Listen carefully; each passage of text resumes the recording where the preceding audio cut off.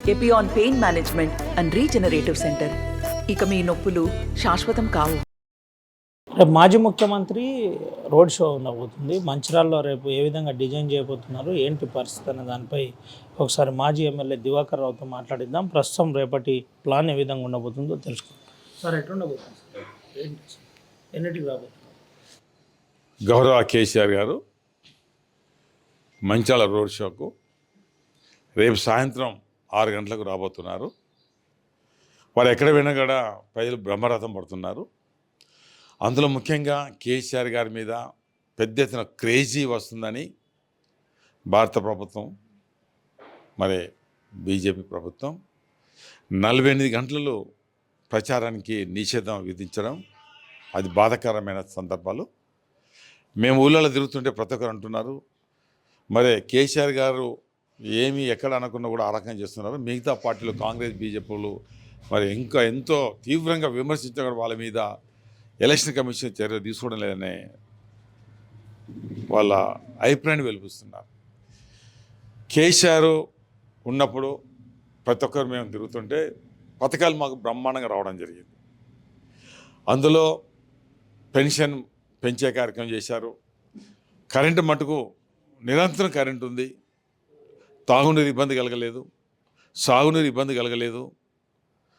ఇవన్నీ కేసీఆర్ పరిపాలనలో మాకెంతో మేలు జరిగిందని ప్రతి ఒక్కరూ మేము తిరుగుతుంటున్న సందర్భాలు.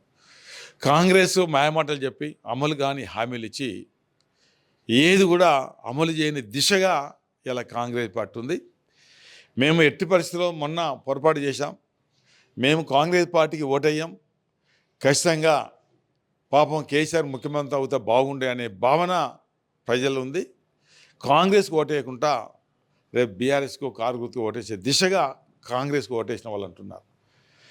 బీజేపీకి మరే మేము చెప్తున్న ప్రజల నుంచి ఈరోజు కేసీఆర్ గారు బ్రహ్మాండంగా యాదాద్రి బ్రహ్మాండమైన దేవాలయం కట్టారు.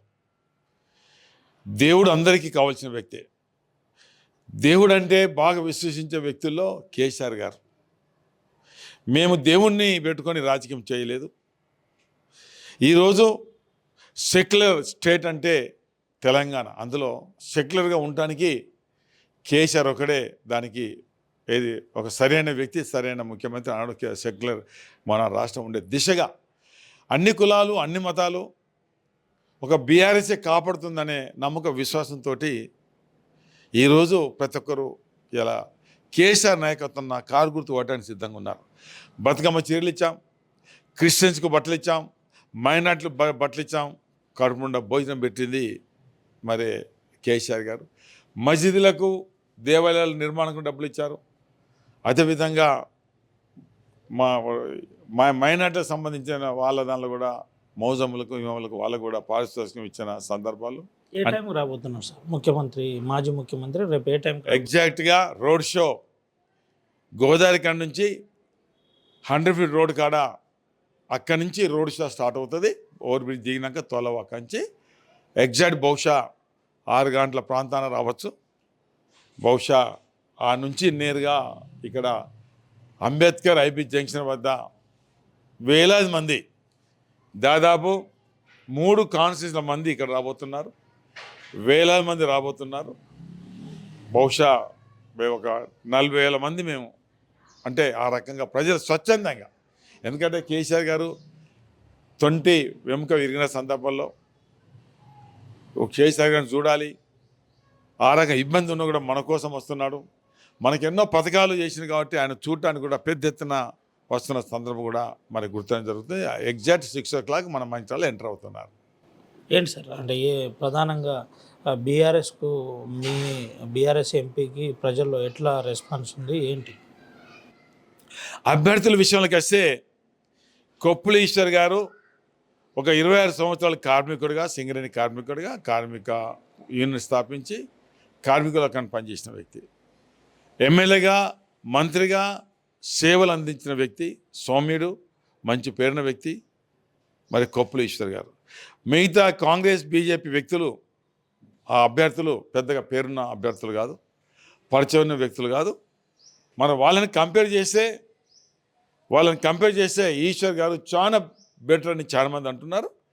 అభ్యర్థి పరంగా కూడా మాకు ఓట్లు వచ్చే దిశగా ధరంపూరి ఎమ్మెల్యేగా, మేడాన ఎమ్మెల్యేగా, పెద్దపల్లేమో సొంత గ్రామం కాన్స్టిట్యున్సీగా, అటు మంత్రినేమో సంబంధాలు, అంటే అన్ని కాన్స్టిట్యున్సీ తోటి సన్నిహిత సంబంధాలు ఉన్న వ్యక్తి ఈశ్వర్ గారు. మేము బాయిల పని తిరుగుతుంటే ఎంతోమంది బాయిల ట్రాన్స్ఫర్ అవుతారుగా మాకు ఈశ్వర్ దగ్గర చెప్తున్నారు. మాకు బాగా నమ్మకం ఉంది. సింగరేణి కార్మికులు చాలా పెద్ద ఎత్తున కారు గుర్తుకు ఓటేసే దిశగా ఈశ్వర్ గారి మీద విశ్వాసంతో మళ్ళీ కేసీఆర్ గారు ఎన్నో మాకు కారు నియామకాలు అనుకోండి, 10 లక్షల రుణమాపన ఇవన్నీ చేస్తారు కాబట్టి కేసీఆర్ మీద నమ్మకం ఇస్తారు, కారు గుర్తుకు ఓటేస్తారు. రేపటి సభను ఉద్దేశించి, బస్సు యాత్రను ఉద్దేశించి ఏం చెప్పబోతున్నారు? ఎవరు? మీరు. నేను మంచిర్యాల నియోజకవర్గం మీకు తెలుసు, నేను 99లో ఎలక్ట్ కావడం జరిగింది.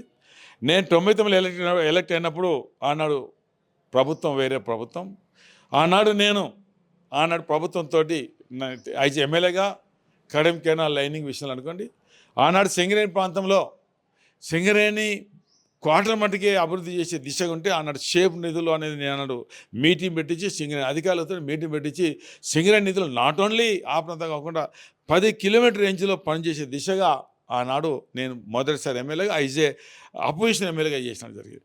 మళ్ళీ 2004లో చాలా LML project, Gudem lift, Mulkala project, ఆనాడు మైనింగ్ కాలేజ్, ఐటీఐ అవన్నీ. అదే కాకుండా ఆనాడు కాచిపేట మండలంలో 12 ప్రాజెక్టులు ఇవన్నీ ఆనాడు చేసిన సందర్భంలో.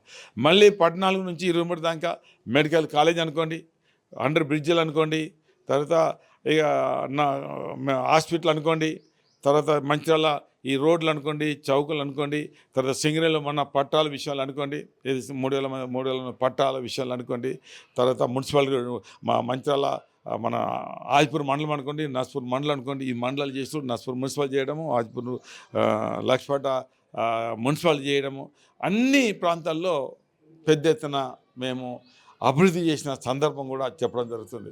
అందులో మంచాల్ టు అంతరాం బ్రిడ్జి 160 కోట్లతోటి రంగపేట బ్రిడ్జ్ అనుకోండి, బైపాస్ రోడ్ అనుకోండి, తర్వాత ఓల్డ్ మంచాల నుంచి అప్ టు రసూల్పేట దాకా రోడ్ వైండింగ్ డివైడ్ అనుకోండి, ఐబీ నుంచి శ్రీనివాస్ గార్డెన్ అనుకోండి, ఇవన్నీ చేయడం జరిగింది. ఇవన్నీ ప్రజలు తెలుసు.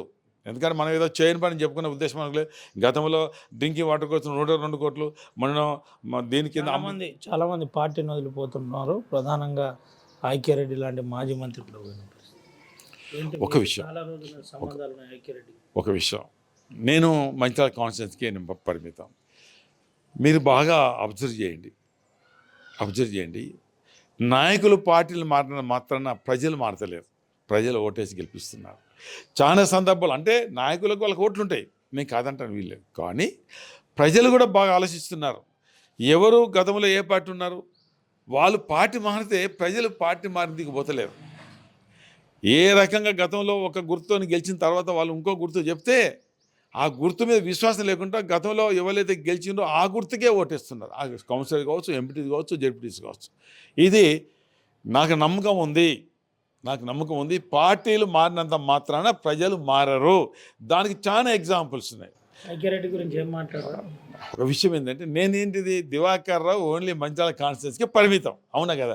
నేను ఇంకో కాన్స్టిట్యున్సీ విషయం ఇంకా మా ఎక్కువైతే జిల్లా ప్రజలకు నమస్కరించి అడుగుతున్నా తప్ప నేను అంటే నేను అనేది అలా నా సిద్ధాంతం వేరు, ఇంకో విషయం నేను మాట్లాడింది. ఎందుకంటే నేను మొదటి నుంచి కూడా కాంట్రవర్సీ కానీ అనవసరమైన కామెంట్ కానీ చేయను. ఇలా నేను గెలిచినప్పుడు ఎట్లుంటే నేను వితిన్ అన్ని గ్రామాలకు నిలబడి కంప్లీట్ చేసింది. నేను అన్ని గ్రామాలు పోయేవాడిని. మరి ఇలా ఎట్లున్న పరిస్థితి నేను చెప్పే అవసరం లేదు. ఎమ్మెల్యే గెలిచిన తర్వాత ఎమ్మెల్యే ప్రజల మధ్య ఉన్న ఇంకెక్కన్నారు, తర్వాత కొన్ని కార్యక్రమాలు ఏం చేస్తున్న సంగతి ఇలా మనం చెప్తే ఓట్లేరు. నాకు చెప్తే మనం ఓట్లేసారా? ప్రజలు వాళ్ళకి ఇష్టమైంది ఓట్లేశారు. రేపు కూడా ప్రజలు ఇలా టీఆర్ఎస్ మీద నమ్మకం విశ్వాసం ఉంది, కేసీఆర్ మీద నమ్మకం విశ్వాసం ఉంది. దివాకర్ రావు గతంలో ఎమ్మెల్యే 100% అందుబాటులో ఉన్న వ్యక్తి, ఏ కాంట్రవర్సీ లేని వ్యక్తి, ఎక్కడ ఇబ్బంది పెట్టిన వ్యక్తి, ఏ రియల్ ఎస్టేట్లో సంబంధం లేని వ్యక్తి, ఏది తప్పుడు కేసులు పెట్టని వ్యక్తి, అన్ని కులాలు, అన్ని మతాలు, అన్ని పార్టీలకు ఎవరికి కూడా వ్యక్తిగతంగా నష్టం చేయని వ్యక్తి. అది నేను చెప్పుకోను, అది ప్రజలు నిర్ణయిస్తారు. Thank you. ఇది పరిస్థితి. ప్రధానంగా రోడ్ షో 6 గంటలకు ప్రారంభం కాబోతుంది. అది తోలవాగు బ్రిడ్జ్ దగ్గర నుంచి నేరుగా అంబేద్కర్ సర్కిల్ వద్దకు వస్తారని చెబుతున్న పరిస్థితి. అక్కడ వేలాది మంది కార్యకర్తలతో బహిరంగ సభ ఉండబోతుంది. బహిరంగ సభలో 3 కాన్స్టిట్యున్సీలకు సంబంధించిన ప్రజలు పాల్గొనబోతున్నారని చెబుతున్న పరిస్థితి. పూర్తిగా కొప్పులీశ్వర్కు సంబంధించి పూర్తి మద్దతు ఉంది. కార్మిక వర్గాల్లో ఆదరణ పెరుగుతుందని మాజీ ఎమ్మెల్యే దివాకర్ రావు చెబుతున్న పరిస్థితి కనబడుతుంది. సుమంతరావు వినాయక్, RTV, ఆదిలాబాద్ నుండి. నమస్తే అండి. ఇది వ్యాపారం గురించి కాదు, ఓటు గురించి. ఎన్నికల్లో ఓటు వేయడం మన హక్కు మాత్రమే కాదు, కర్తవ్యం. ఎంతో మంది మహా నేతలు శ్రమించి ప్రాణత్యాగం చేసి ఈ అవకాశాన్ని మనకిప్పించారు. అందరూ ఓటు వేద్దాం. ఎందుకంటే ఓటు హక్కు ఊరికే రాదు. నా ఓటు ఎవరికో తెలుసా? అది సీక్రెట్ అండి.